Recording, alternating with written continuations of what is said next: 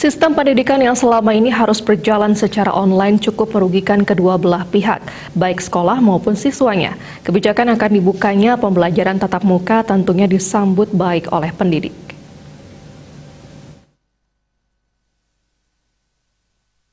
Perbandingan kualitas pembelajaran melalui online dan secara langsung sangat berbeda.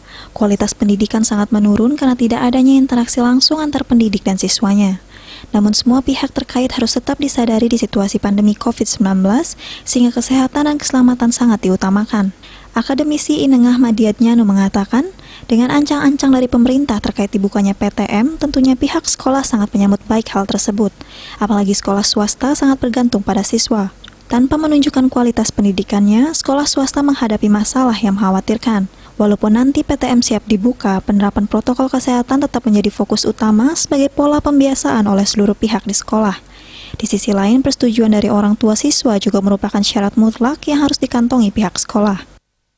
Berikan suatu apresiasi kepada keinginan pemerintah yang ingin melakukan pembelajaran tatap muka. Ini melalui daring, tapi karena hasilnya saya yakin tidak akan sebaik kita tatap muka.